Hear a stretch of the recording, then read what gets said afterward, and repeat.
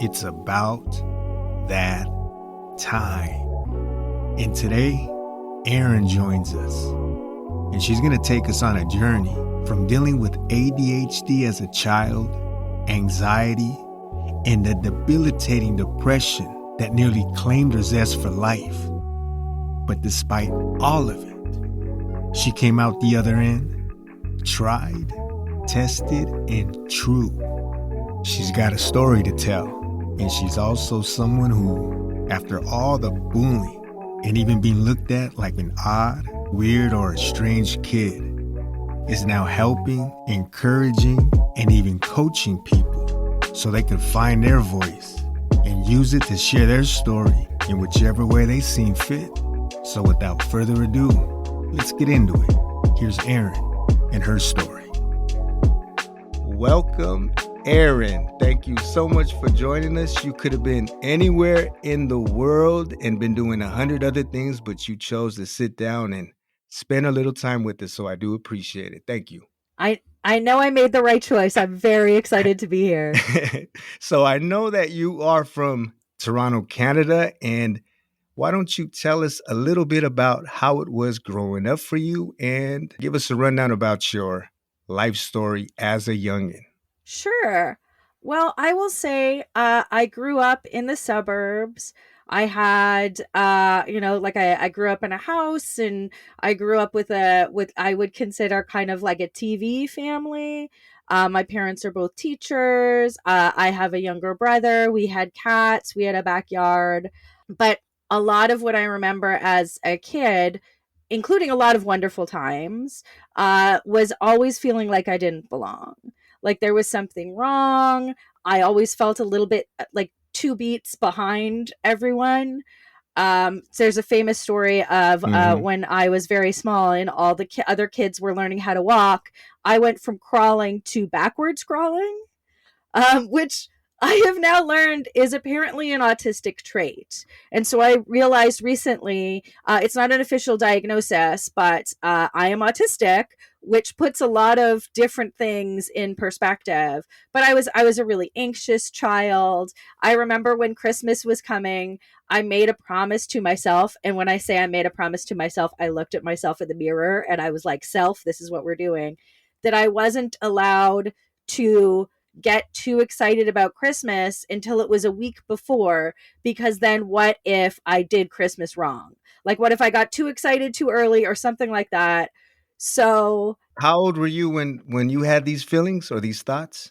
like 6. Oh, wow. Okay. I was a Young. very small, very anxiety prone child. There's a lot of different spectrums of autism as well, right? I don't know where you would range in it, but I know Exactly. Well, that's one of the things that's been really interesting learning about it, is that autism is also kind of a confusing term because it seems like it's a whole bunch of different things. That it's like, oh, autism, that is the word that makes the most sense. So one of the phrases I've heard is, if you know one autistic person, then you know one autistic person. Everyone's a bit different, but I am autistic.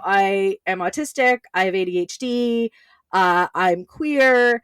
I have major anxiety, and I'm also a fun time. That's the last thing. That's the most important thing. That's right. But all of that made me feel, and because it wasn't talked about in the same way, I was born in 1980.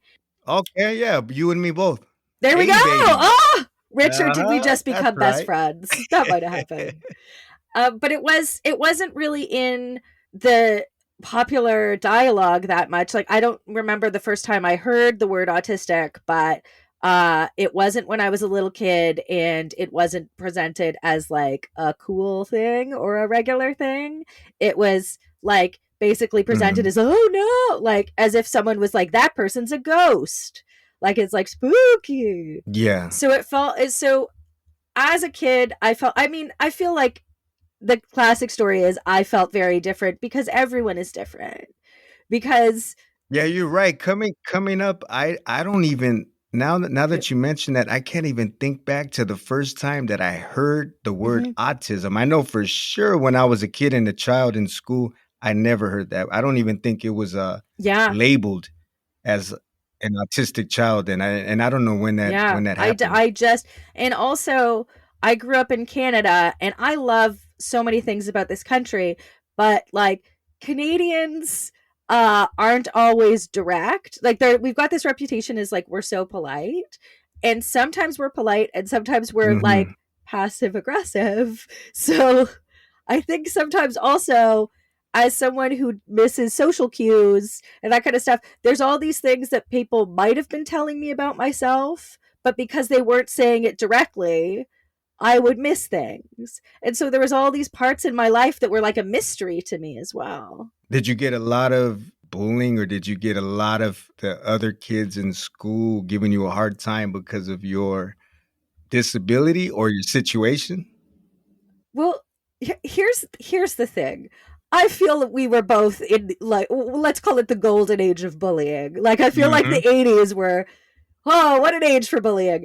Um, but I was talking to a friend of mine the other day where it's like, it's awful that there's so many other ways that kids can be terrible to each other now. But I was like, I almost had a like, back in my day, I was like, back in my day, you had to be terrible to someone's face. You had to That's write right. a Yeah, that letter. You had to do all those things. Too can't hide easy behind a nowadays. screen. Exactly. You had to do it the old fashioned way. I was like, wow, that's a weird thought. Right. But anyways, um, here's the thing. Was I bullied? The good Yes. old days. Yeah, back in the day. Was I bullied? Yes. Was I a weird kid and felt uncomfortable? Yes. But when I think back to what a weird kid I was, and I say that with great fondness for my younger self, it is amazing how generous kids were. There were so many things they could have bullied before they didn't. Hmm. Like I would sing. I was obsessed with the Muppets. I still am. Like I dressed weird. I would like write little plays. I used to like draw cartoons of my feelings. Like it I don't know if I was too easy to bully or people were just more generous, but like the amount of bullying they could have done versus the amount of bullying I received is like a wild gap. At a young age, you were marching to your own drum beat. Yeah. The thing, as I look back, and I say this, my parents are teachers. I really love and respect the teaching profession. I've had teachers that changed my life.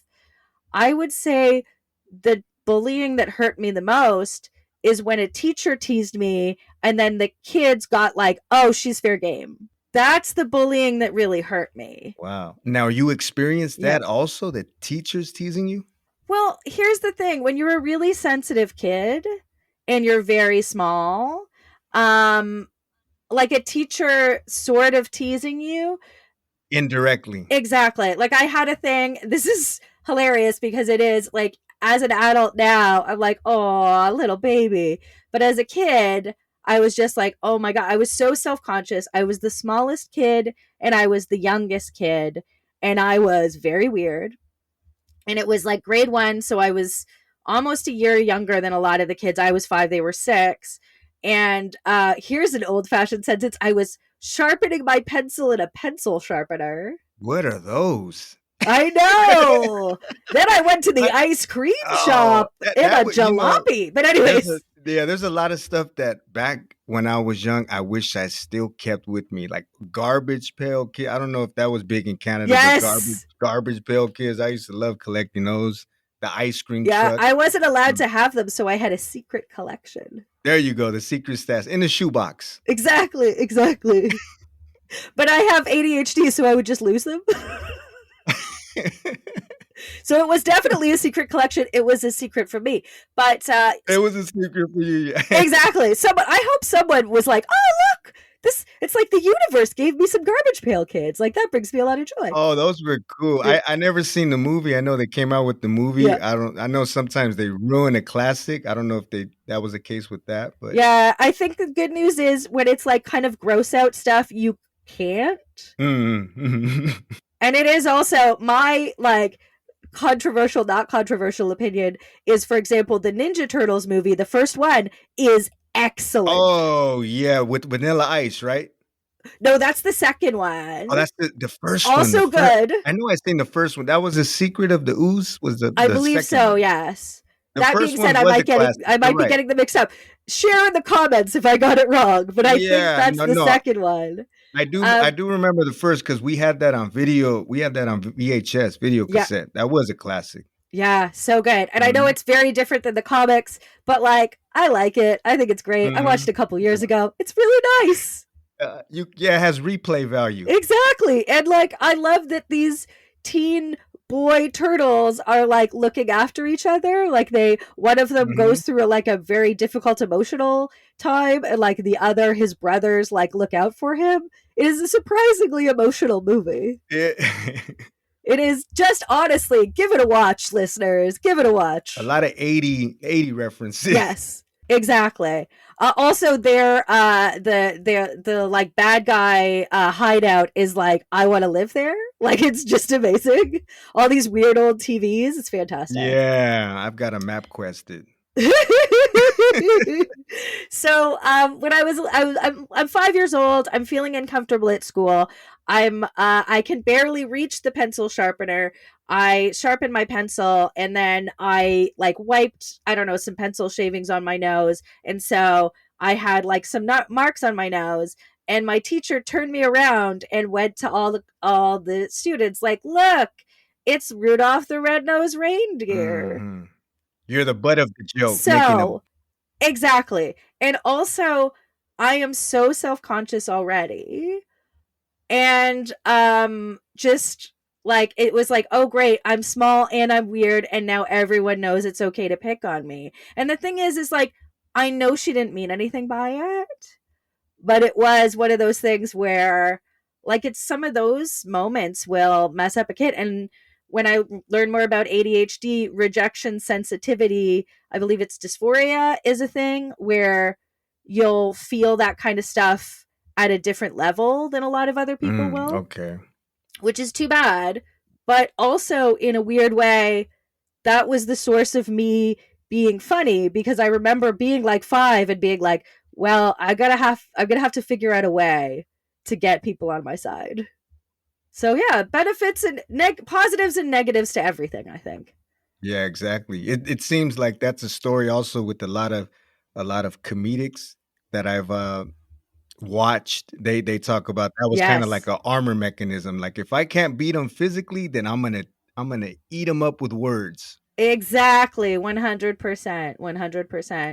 Or And I just use think it as you can turn it around and you can laugh at yourself and make a joke of it, and it works out. Some people are famous. The world knows them mhm. now because of that. Those instances in life at a young age when that was a, like you said, a coping mechanism. Yeah.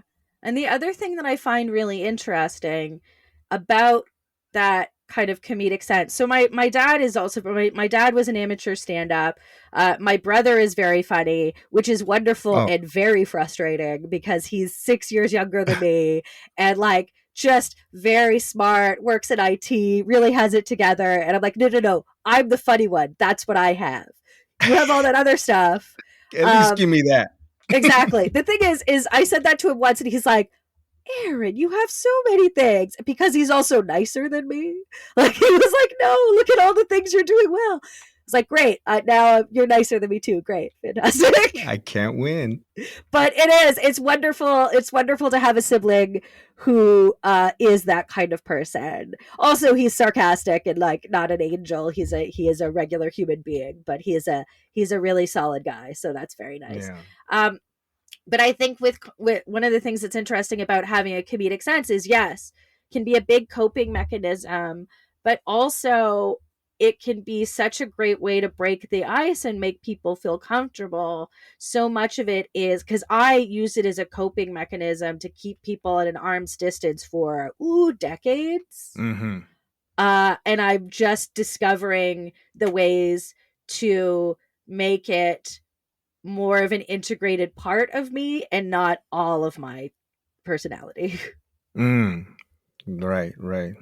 And when you were younger, it was the anxiety that was really the killer for you? That was Yeah. something that was. Yeah, anxiety. I don't know when I first realized I had depression.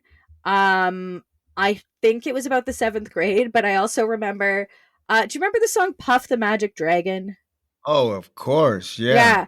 So I heard that in That was a storybook, wasn't it? I yeah, think it was a exactly. It's a storybook. story. So there's this boy and he has a friend that's a dragon and they have all these adventures and then the boy gets a little bit older and he's too old for imaginary friends.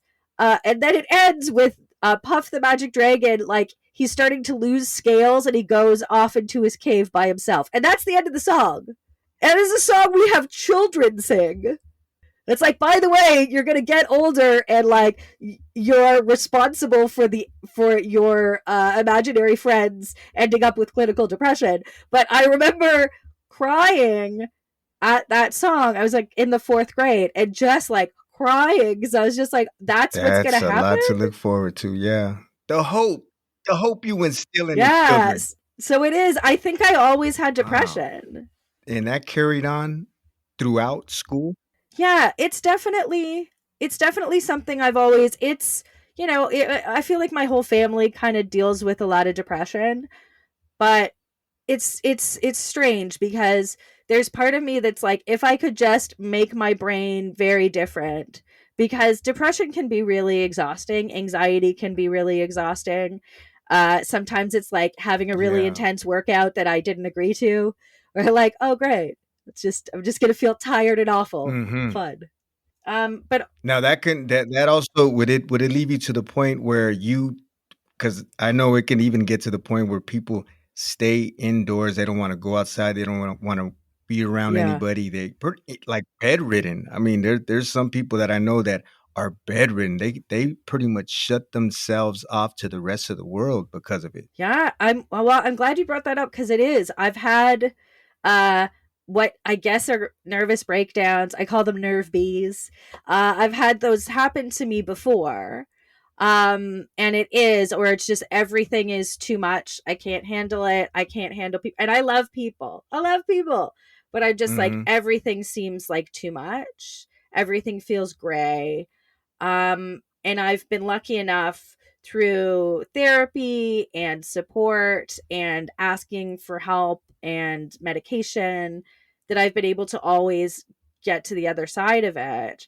But I do also really like how weird and creative my brain is. Yeah, embracing it also. Mm-hmm.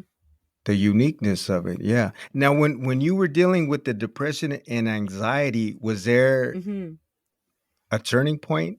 Like at some time where you, because I know you right now you just mentioned you were going through you did therapy and that was for the depression, or was it for both? Yeah, it was for the depression and anxiety. So here's the thing for me. I feel like, and this is very weird to say as a storyteller, because I do what you're doing an excellent job of is like, was there a turning point? Was there a moment where everything changed? Yeah. But for me, it's been a lot of different moments because I will figure something out and then there's something else to deal with. But I feel more able to than I was It wasn't before. one So specific thing that knocked you off the horse and this is it. I gotta change it. exactly. I'm Oh, not like I'm fixed right. now. Yeah, I wish it was But that easy. wouldn't it? Wouldn't that be great? Uh-huh. A lot of Yeah, times, and that's the thing, I guess probably with you, I know for myself, you have, and a lot of people, I think we all can relate that there's little hints that happen along the way. And if you're sensitive enough, you can pick up to it and start making those adjustments yourself. agreed. 100%. I think, and I've talked about this before, one of the things was when I went away to university, the support I had and that kind of stuff, and I'd never been to therapy, everything just kind of went and I really went through such a terrible depression. Like I feel so sorry for my first year roommate. Jamie, you were a lovely person. I'm so sorry. But it was like getting to class felt like a marathon sometimes. Everything felt exhausting. So I think one of my big turning points is I was in a group, like a therapy group, and we were supposed to choose a character or an animal or that kind of thing to represent us when things were really bad. And so what I came up with, because I was like a person who read a lot of like myths and stuff, like we'll put it this way, Richard, my librarian in high school knew me by first name. It was, and I was in a big school. A bookworm. Loved books. Still Yeah, do. yeah. But I was really into the myth of the phoenix, that it like came to the end of its life and then just kind The of Rising of the Phoenix. exactly kind of rose again with flames. Very beautiful. And so I was in the University of Guelph, and my depression and all that sort of stuff got to the point where everything felt impossible. And so I went back to live with my parents in Toronto and go to another school. And at the time, I felt like such a failure because I was like, who can't deal with this? Turns out a lot of people, but who can't, I'm not Yeah, even an adult, all these things, all these awful messages I was giving myself. And then I started going to this new school. I started going to the University of Toronto and really enjoyed it. And I ended up getting a tattoo of a phoenix on my body to sort of just remind myself. And to me, that was one of the turning points, because it everything had felt a bit like Russian movie gray for a while. Like I was trudging place to place, and I right. felt all this shame for feeling like I'd given up instead of kept fighting. Um, because sometimes it's not that you've stopped fighting; it's that way you were fighting isn't working. And so, if a sword stops working, there's Exactly. other things you could use. Exactly.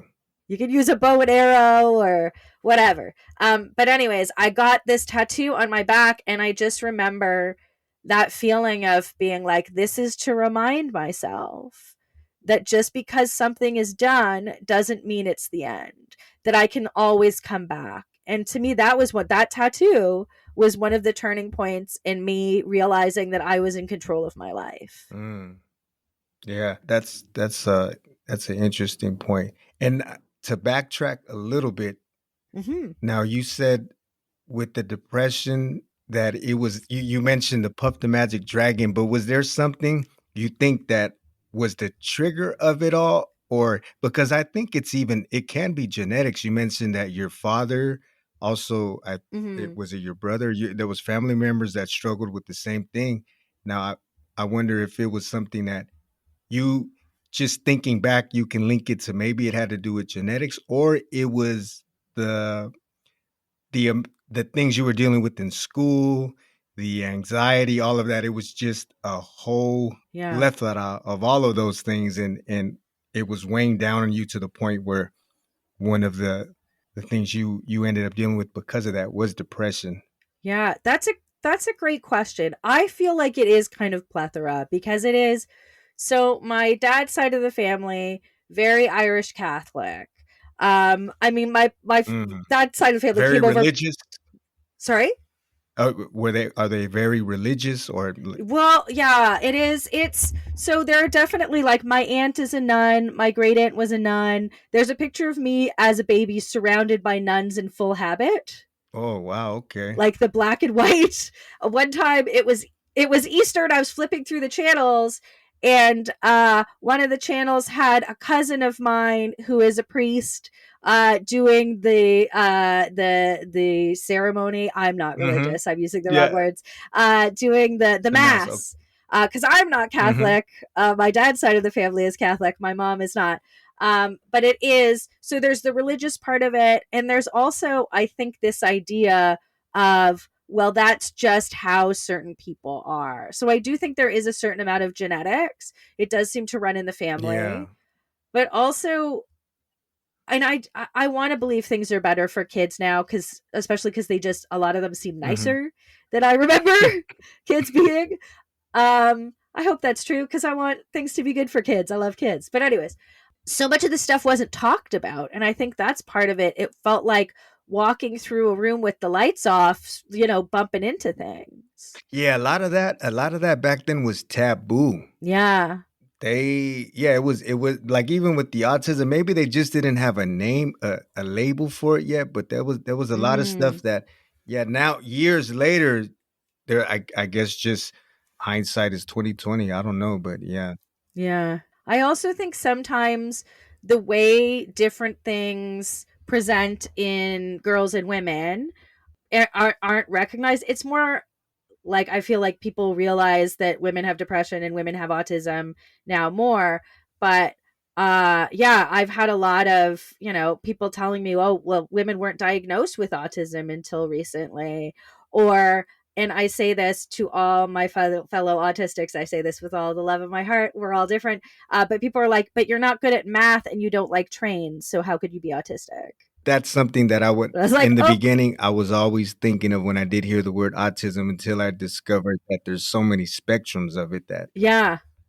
Yeah. And let me tell you, Richard, I was very bad at math. Like Uh, famously, I had to be sent to, there was a special class that was like, so there was regular math and then there was business math, mhm. which we had textbooks that were like 20 years out of date.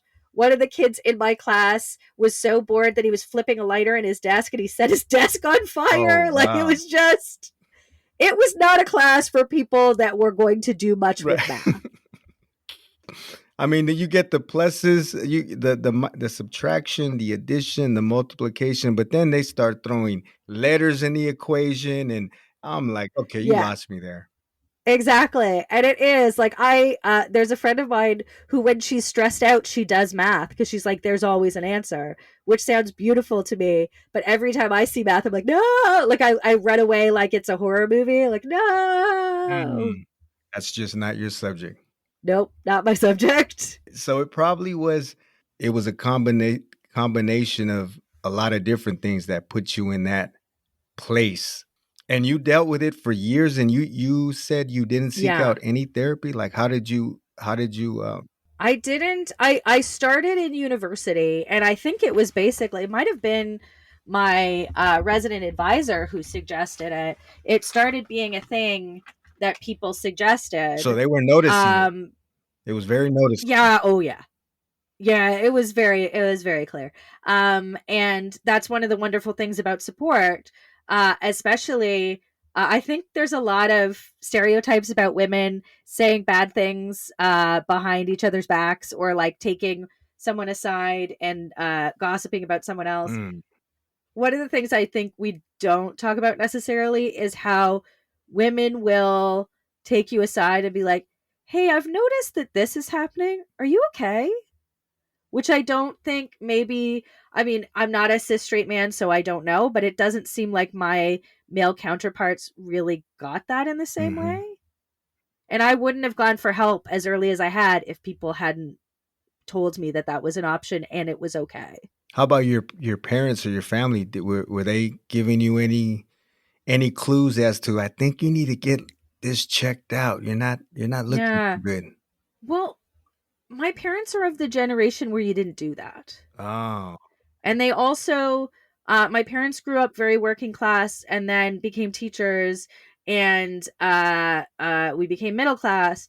And I feel like there were just a bunch of elements of you don't go and pay someone to talk about your feelings, you just do the thing. You figure it out. Exactly. You figure it out. And it wasn't, Yeah. it's like they weren't saying anything awful to me.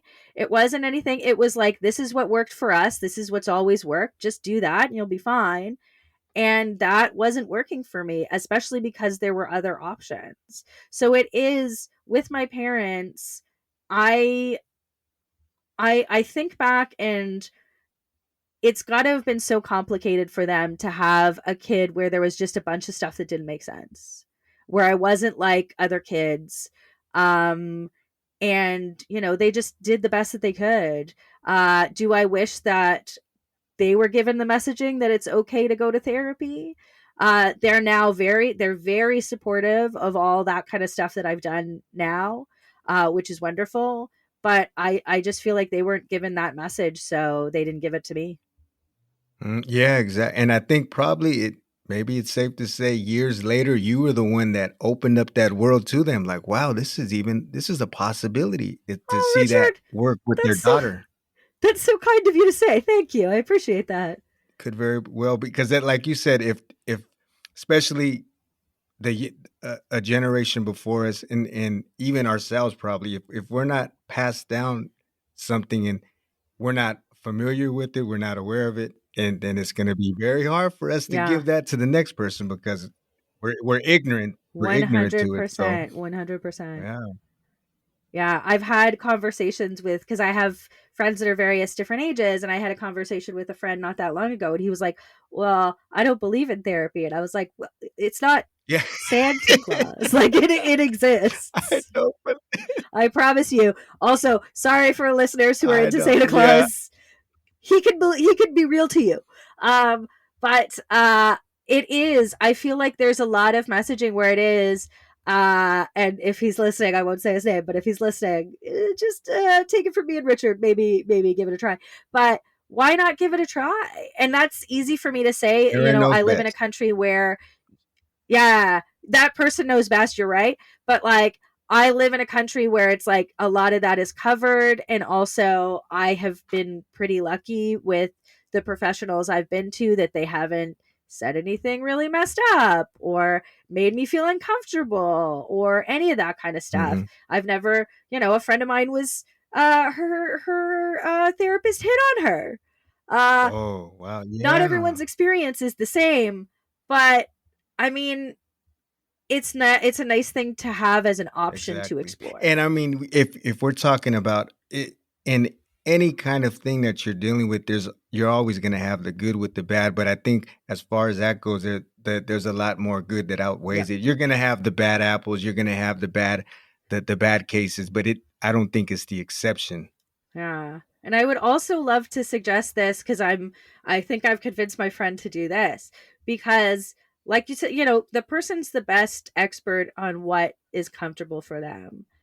But one of the things that I found amazing as a storyteller, and one of the things I often tell clients is write every day, write a journal, write whatever it is, because that's the thing is like I tend to be a very inaccurate uh experiencer of a lot of my experiences, partly because the way my brain works is I will miss certain social cues, but also there are times when at the time I have a feeling about something, and then when I'm writing it later, I allow myself to be more generous both to myself and other people. And especially as someone with anxiety, I'm like, oh my god, I did this thing and everyone thinks I'm weird, and I'm like, maybe they are all people with their own lives and I'm not the center of everyone's narrative.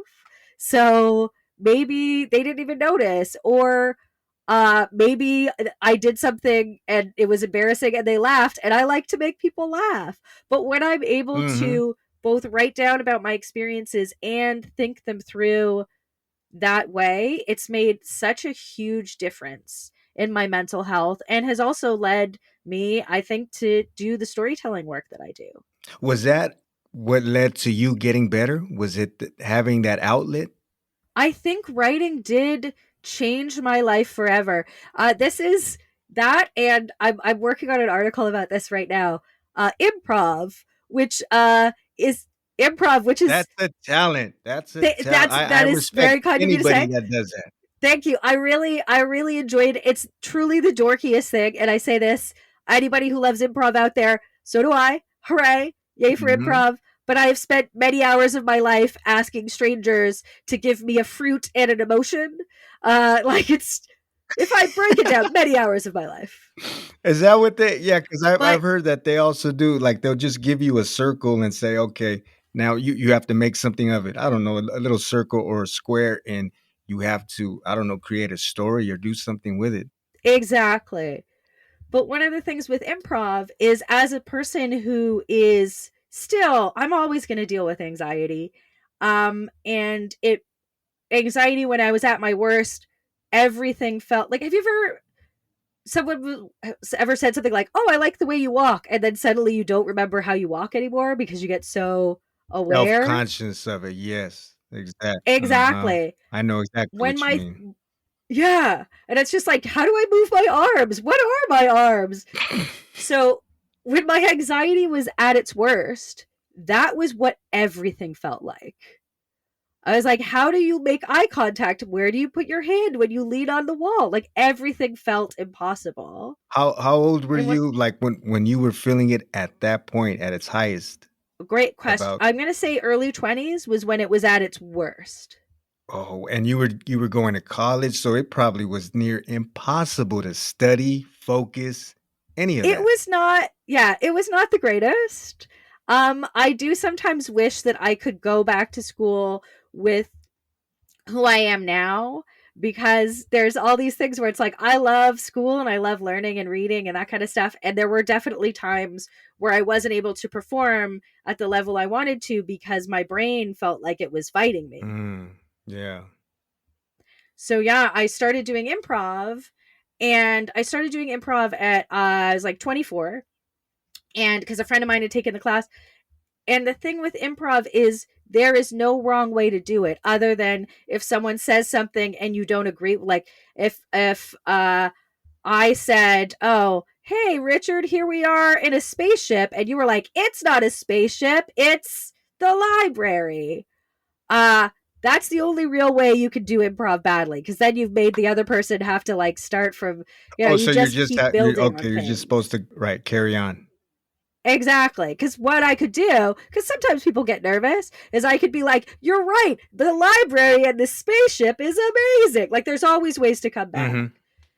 Did you check? But Did you with check yourself anxiety, into a workshop, or this was part of your like an elective course during your yeah, college days? this was like I was probably finished school at this point. Yes, I must have been. A friend of mine took the class. She's awesome. I wanted to do a thing that she was doing. So I took this thing. I planned to do one class and then never do it again.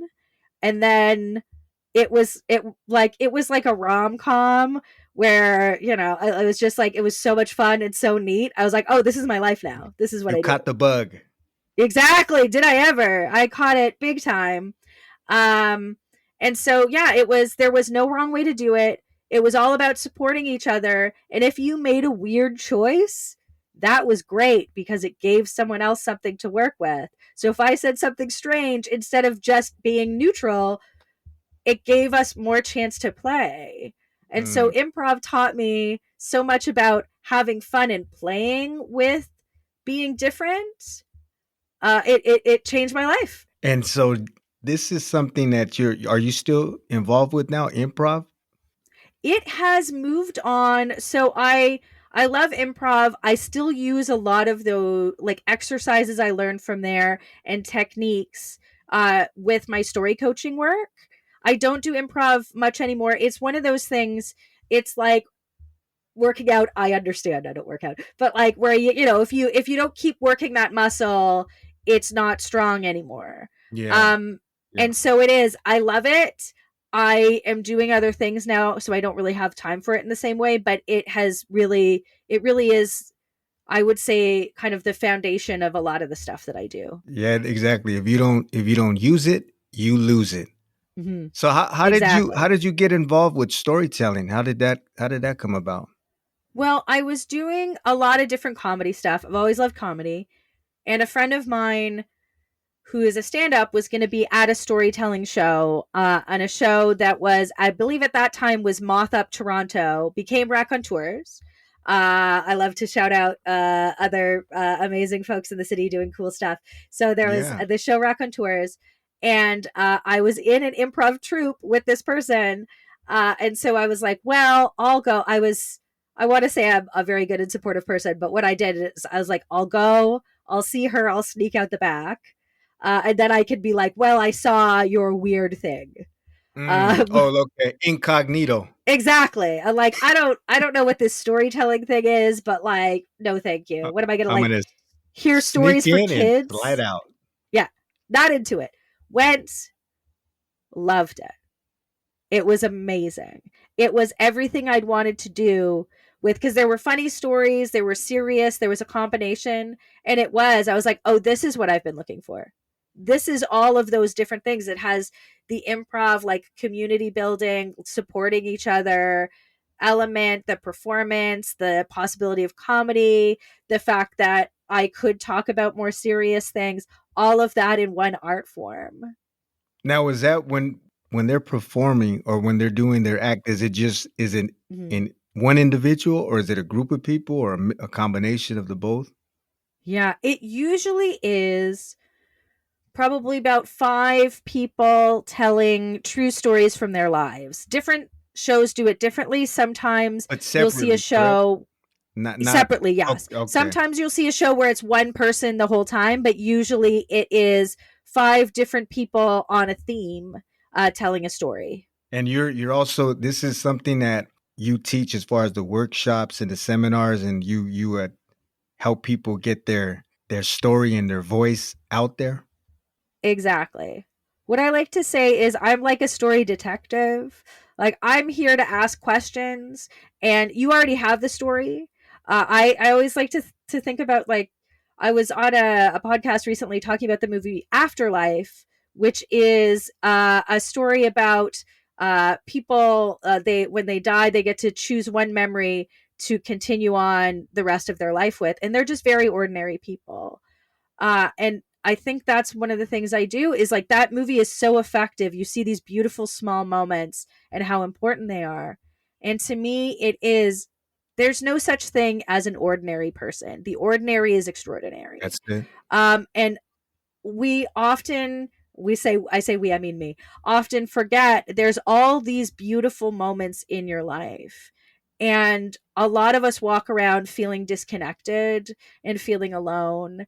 And as soon as you give people a place to be vulnerable, which you do both as someone who runs a show or someone who I put together with a team, a storytelling anthology, you can give space that way, but you can also give space to people by just being vulnerable, by telling your story about feelings that you've had, just to be very, very real. It lets people know that it's okay for them to be the same Right. way. And it also reminds them of all these moments in their life. And I then the third thing I think it does is if you've changed, if I hear a story about how someone else has changed, I know it's possible for me to change as well.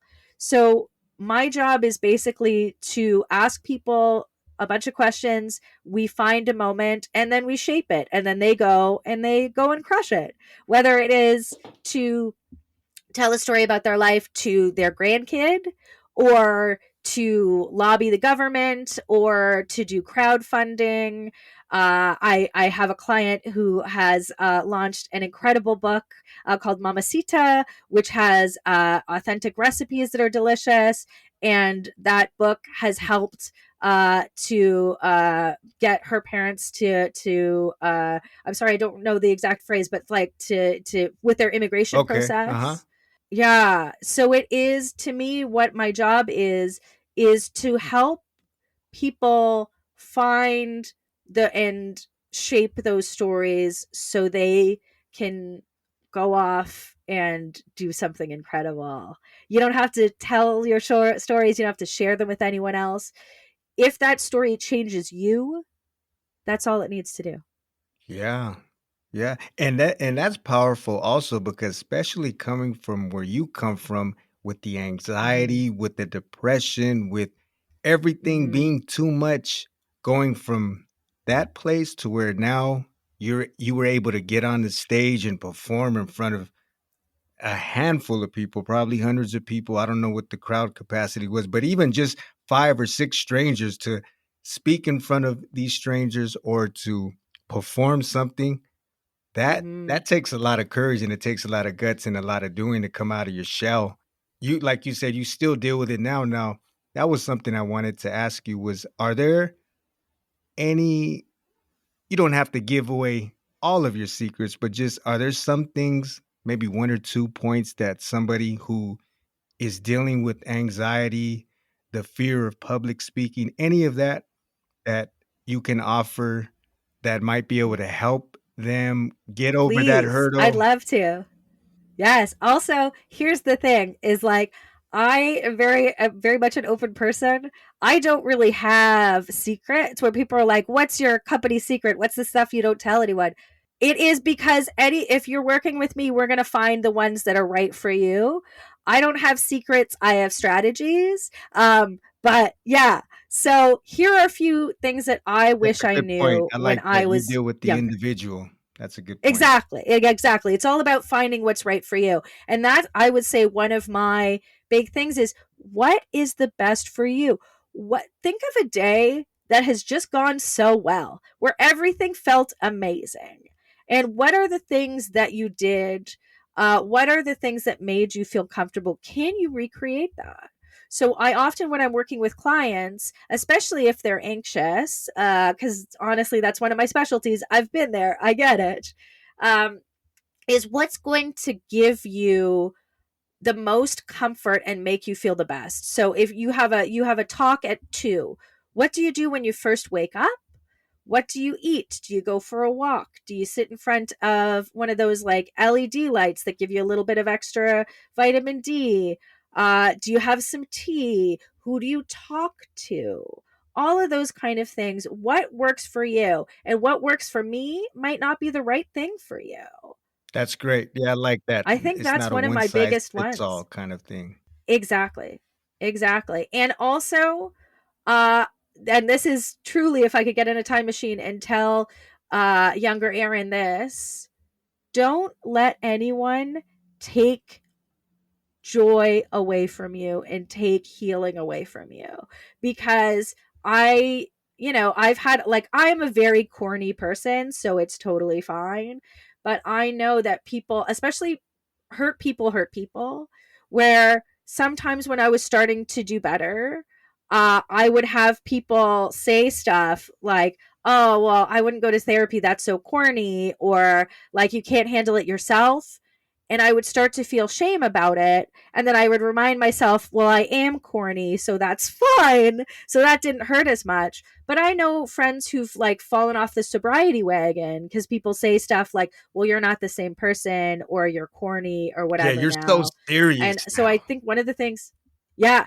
I think one of the things is just don't let people steal your joy. That's right. That's when you do that, you're ultimately giving power to that person, and you're relinquishing your own power and giving it to them. Now they have control over your feelings, your emotions, and everything that comes with it. Exactly. And the other thing I will say, and then I'm going to have one very practical one, but forgive Yes. yourself, Give us the because good. I still let people steal my joy sometimes, and I'm 42 years old. Had to think about Mhm. that for a second. I'm Mhm. 42 years old. I've done a lot of therapy. I've done a lot of that stuff, and I will still, I'm like, I don't even like this person. Why do I care what they think? Oh no. Yeah. And then I'll go like, oh my God, like all this, work that I've done is a waste. No, it's not. Mhm. I think we've And the all been time there that, too. sorry, I think we've all been there too. I think we've just all 100%. You got to forgive yourself. And the last practical thing that I would say, so if you're wanting to tell your stories, and I think everyone will benefit from it, I'm not going to tell anyone you should, because that your life is your business. But I will say, as someone whose life has been changed because of the power of stories, I have the amazing people I have in my life, the way I'm able to be myself more, the opportunities that I've had, my job all comes from creativity, specifically storytelling, is to keep track of moments in your life, small moments, big moments, every day. You can write. There's a storyteller, Matthew Dix, out of the States, and he has like a spreadsheet. I have a notebook. Write down those little victories, those little wins, those little stories. Keep track of your small and big victories. And I also have a compliment book where I write down what people have said nice things about me, because my depression and my anxiety will say very mean things to me. And then I look at that book and I was like, look at these things, depression. What you're saying isn't true. something that you can recollect on. Keeping your own scorecard, your personal scorecard. Yes.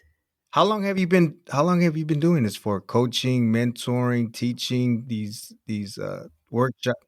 It's been about 10 years. Oh I've wow. been doing comedy for probably 20. I've been doing storytelling stuff for 10. And it is truly. And I try not to be this person, but like I feel like I've won the lottery with I a bet. life. I get to do so many incredible things. I've met so many incredible people from it. You're one of those people that can say, I truly love what I'm doing. Yeah. And I will also say, here's the thing, I'm lucky enough to make money at this, There it is. Uh-huh. but when I was trying to make ends meet and I was working jobs I hated, the fact that I was still able to be creative was just so life changing. Because I think sometimes there's the idea, if you're not getting paid for it, it's not legitimate. Or I was talking to a client recently and she was like, well, I don't really have time to devote to what I want to do. I have these ideas, but I don't have the time. She has a really young child. And to Mm-hmm. me, it is there a line on a paper that wasn't there before? Did you write one word? Did you have one thought? That didn't exist before, and now it does because of you. Yes. That's And you beautiful. build off of that. Hmm. Yeah, creativity has made my life so much better. And this is what you're, like you said, you're doing this full time. You do workshops, and now where I looked into the website that you shared with me. Can you again share like some links or a Hmm. website or somewhere where people can find, if they're interested in more of what you do, they can find some of your work or get in contact with you to maybe hook up a workshop or um, book a class or a session with you? Oh, for sure. I would love all of that. I will send you, I'm going to make a little page on my website for your listeners that Cool. actually has some free worksheets on it. Because here's the thing, even if you don't hire me, and please hire me, I'm very fun. But if you know, we live in a different country, it doesn't, you don't have time, you don't have the budget right now, there's some free workshops to just get you started. Because what I want most in the world is for everyone to give this a try. At um least give it a try, you're saying. exactly, give it a try, what the heck, why Mhm. not? Yeah. And the other thing is I have an Instagram. My website is storystarcoaching.com, but I will also give all of my different links. I'll put a page on my website just for the listeners of this show. The Okay, last cool, thing and I'd then I'll love to also put that in the description box so people can check thank that out, and you. yes, absolutely, absolutely. Thank you. And the last thing I'd love to say about my work, because I feel like if you're a listener to this show, you're probably a person that has some really interesting things to say, and Yes. like thinks about their life and thinks about their place in the world. I'm part of a group of people called the Pathfinders Collective. There's three of us. We met during the height of COVID at online shows. We put together a yearly storytelling anthology on a theme. Our newest one, Escape, comes out on April 4th. All the money goes to water charity, Charity Water. That'll be a link as well, where it's giving water to clean water to people who need it. But what we Oh, want more than okay. anything is to give people a chance to tell their stories. So if you have never told a story before, if you've never written before, but you have a story to share, we'll be releasing the new theme before too long. Keep your eyes open on that website. It's Pathfinders Collective. We would love for you to have a story in that collection. And I say you to the audience, but also you to Richard, because you're delightful. I want to hear your Yes, stories yes, too. yes. Thank you, Erin. I appreciate it. And that gonna be like live visuals? How is that gonna work? Are you gonna have a stage where people are invited to show up and perform and share their story, Yes, or are great they question. recording? How Yeah, with this collection, it is all written stories that we put in an anthology that you have as an ebook or like a physical book. Oh, cool, okay. Yeah. So it is, and that's one of the things that's so exciting is we can have people from all over the world that way. I Right. do have a storytelling show in Toronto, Canada called Story Star. You know, it's Toronto, Canada. Sorry. In Toronto called Story Star, where we have people physically on a stage. It's at the back of a place called On Task Studio, run by my amazing friend Alexandra Howell. If you're in Toronto and looking for an art space that is also a retail space, you're supporting local artists in various ways. That is where my show is out of. It's a really small, intimate space. There will also be, with the different tellers' permission, video of those stories going up on my YouTube before too long. So there are options Okay. for you to see stories as well. But for the Pathfinders Collective, it is the written stories. Now, is there gonna be for the written stories, is there a certain amount of maximum characters? Like, do you want to keep it within a certain range? Yeah, we usually do about like yeah, we usually do about 12 to 1500 words. Okay. So there's a it's surprising Yeah. cuz for people they're like either like ah so short or ah too long, but you'll be Hmm. amazed what you can do with that amount of words. You can always like. I mean, I like writing. Also, what I've learned, Mhm. and that's like from just following up on a lot of old writers and authors and their tactics and stuff. Is you always just write a rough draft, whatever comes to mind, and then slowly, bit by bit, you kind of fine tune it. You take out words, so you can make it work. I think that's plenty of Exactly. space for people to share their story. Exactly. And all of us are story professionals, so we work with everyone as well. So it Ah, is okay. uh yeah, basically like we there's a lot of space. If you're brand new to this, just like, "Oh, I have this idea but I don't know what to do with it." We're happy to meet with you on Zoom and work on that as well. Oh, We really want to encourage newer voices because sometimes it gets to be very much I love the amount of people who there's people that that's what they do professionally, and that's very exciting, and there's shows where it is people who are all professionals like uh whether they're stand-up storytelling etc in the city and in various cities, which is wonderful. But sometimes I think one of the gaps is people who are brand new, and they have something interesting to say, but how do you get past that like, oh, I'm brand yes, new yes. stage? And you also have a YouTube channel, you I say. do. Wow, you're doing everything. Erin is I doing do. everything.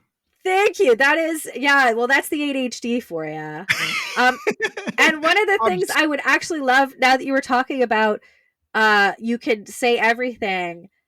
I would love to give three little pieces of advice for people who are new to this and Please. they're wanting to do their stories for whatever they're doing. One of those is the empty page can be really overwhelming.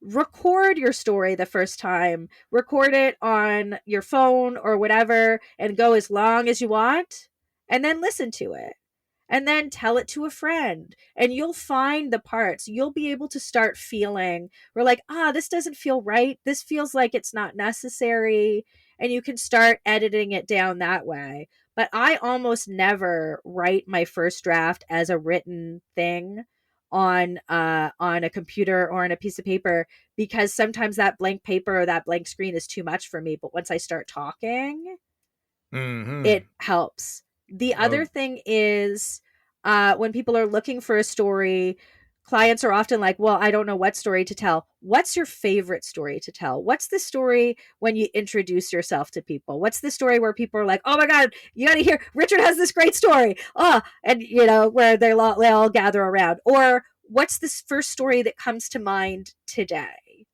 Because once you start with stories, you're going to find more and more and more. There's no wrong way to start. mhm. Just find something. And the last piece of advice that I will give is that realize that it takes a while to find your voice and find the way you want to tell your story or do your stand up or whatever it is. So just try it a bunch of different ways. Write your story exactly how you want to write it. Maybe what if you do character voices? What if you move around a lot, like try a bunch of different ways. One of the things I love doing with clients is they're stuck in a part of the story. Tell the story like, and you can use the same words. How would your best friend do an imitation of you telling that story? What are different fun ways you can play with it? Always follow the fun. Yeah. I saw an interview with Jordan Peele, and he said one of the secrets to his writing process is follow the fun. So I say that with every kind of creative thing you do, follow the fun. Getting back in touch with that imaginative spirit. Exactly. I see my niece, she's almost 2, and she just runs around and everything's exciting. She's like, "Oh my god," like it's just like a tree. Wow. Everything is, Yeah, yeah, brand new. It's, yeah, exactly. those were the days. my goal is to be like my niece Yuna, and just live my life with as much joy as possible, and to find the simple things to be amazing. Yeah, that's a great way to approach it. Especially nowadays, where it can be, I guess it depends what you put in front of you and what you're always filling your life with, but it could be a lot of doom and gloom. But to approach Yeah. it that way, Aaron, is a refreshing thing to hear. Well, thank you. I feel like the thing that I learned is there's so many things in life I can't control. And as someone with anxiety, like I was always like, no, what if I could just control everything? And I can't control how people see me. I can't control the weather. I can't control what awful decisions people are making. I can't control Mhm. politicians. I can't control anything. Gas What prices, nothing. exactly? Gas prices. I can't control if my dad ate too Okay. many Yeah. beans and he's full of gas. Like I can't control any of that. Hmm. Had to do at least one fart joke. That's the rule. Anyways, Yeah. but I can control myself, and I can just be like, well, this is really awful. This feels terrible. What can I do to make Yeah. myself feel better? To do a kind thing for someone else? Those are the things I can control my perspective. And wouldn't we get a lot more out of it if that's where we put our attention and focus to what we can control? Yeah. Yeah. And I say Man, that, of course, as a person who, like, a lot of it's things have easier gone said than very done. well in my life. Uh-huh. So that is in some ways very easy for me to say, but also it was a hard battle to get to the point where I could be like, well, I can control me. That's all I can do. Oh, right, yeah.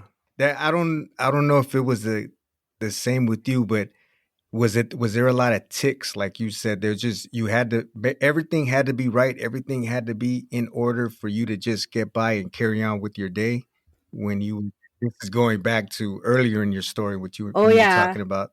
Was it the ADHD that or the like in a compulsive disorder? Yeah. So for me, I don't think I have some like hand things that I do and have since like I was a kid that are just like little physical things.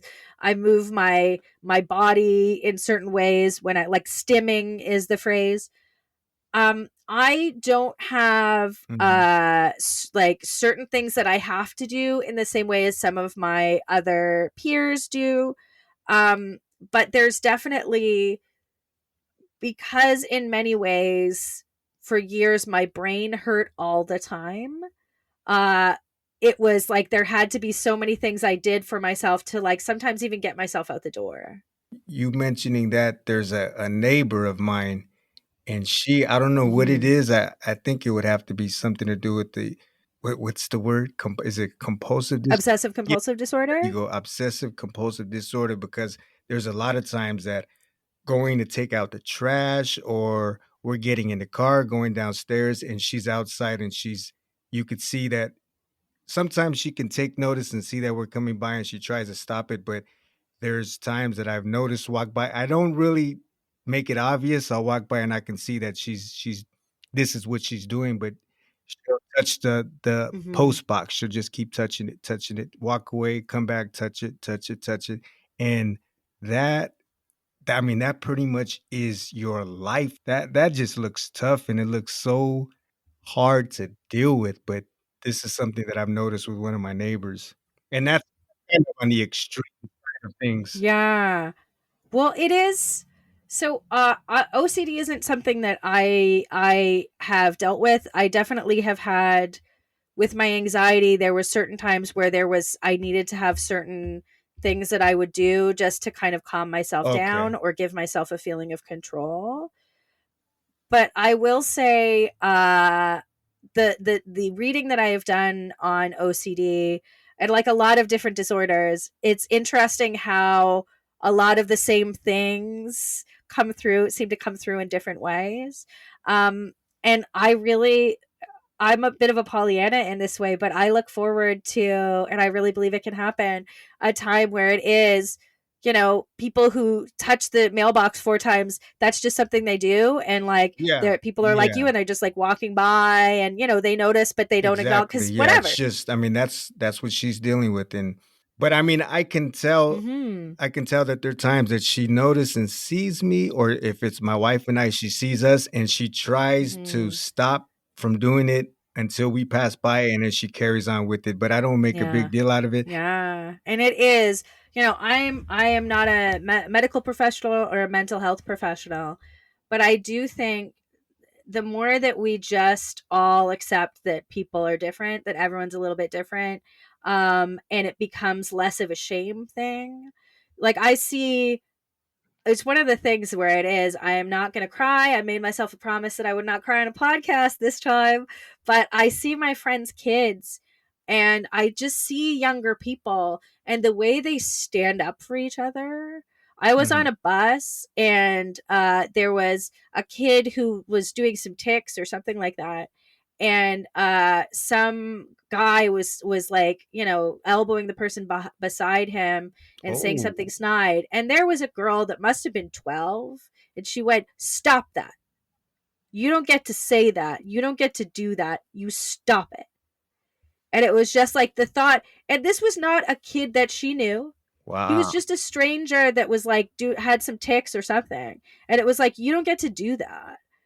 And all I could think is just like, oh, that's what kids are like now. Like I watch kids making sure that people's proper pronouns are used. I watch them stand up for each other. Are kids angels? No, they're children. But the fact that like this, there just seems to be a a thing with kids where they're less focused on shame, seemingly because they have been taught that it is okay to be yourself more than we got taught. It just like, it warms my heart. I was on a subway one time. I'm on the subway a lot, or buses, and there was a bunch of kids, bunch of teenagers, and one of them said a homophobic slur, and another guy went, "You don't get to do that. Like, that is, my uncle is gay, and also gay people are just people. You don't get to say Hmm. something awful." And I turned, and they were all football players. Oh, wow. Okay. In like, they had the whole uniform, and the first kid was like, "You're right. That was shitty. What Hmm. I just said." And I had to get off the subway because I was like, I'm going to cry, and I don't want to be that weird old lady that's like, you kids nowadays, it's so beautiful. Like I got out of the subway and I just walked the rest of the way home. Wow. Because it is, I just see that, Hmm. and I see the ways people show up for each other and people that aren't kids as well. And it's one of the things I love about storytelling is when people are able to jettison shame. Hmm. It's amazing how much richer your life is, how much richer my life is, because I'm able to just accept more of myself every day. That's a beautiful thing to leave off with, Erin. Thank you. This was interesting. We went through a whole ride, and you shared a lot about how it was dealing with your anxiety, your depression, what you're doing now, and how you're helping Mhm. people from all over the world, the things you're involved with. And is there anything else that you would like to leave off with before I feel like we can go on forever, but Yes, I will say the last thing I would love to leave people off with is I want to hear your story. Whoever you are, like, I want to hear your story because when people share their stories, the world gets better. But on a selfish note, I just love stories. I want to hear them. Like, send me a link to your YouTube. Show me your perfect. Instagram. Like, what's your blog? I want to hear them, and I want you to share them. So if you're looking for permission to share your life story, I am officially granting it, listeners. Share your life, share your story, share your creativity. There you have it. Aaron, thank you for your time, your words, your kind heart, and your enthusiastic spirit. I appreciate it. It was a blast. This was so much fun. Thank you so much. The power of story. After all, that's exactly what this podcast is about. Sharing that unique and genuine human experience. Like Erin said, this is a great way to learn, grow, and connect with one another. I really like the fact that she was marching to her own beat, even at a young age, and used comedy to break barriers. Plus, the art of storytelling to unite strangers. She didn't let any labels or stigmas define her. She broke free and paved her own way, making her a giant amongst us. Now you can find out more about her at storycoaching.com. She's your go-to when it comes to individual coaching, group coaching, and even public speaking. And she's going to help give you the tools you need so you can find your voice and use it in any way you deem fit. Erin was even kind enough to leave worksheets with us, so the links for those and the rest of her services can be found in the description box of this episode. But before we check out, I'd like to add this for all of our listeners and to help this show catch on and to grow on organically. Leave a review and let us know what you like or even don't like about the show. That's the only way we can improve it. And then give us a rating and go share it with a friend. Let me know where and how you're listening to this so I can shout you out. And if you want to be a part of the show and share your story, shoot me a line via email. I'd be happy to connect. Till next time, and very soon. Peace. I'm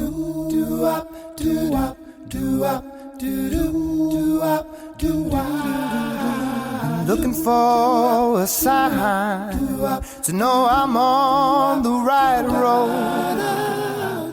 Ain't seen no sign since Jericho.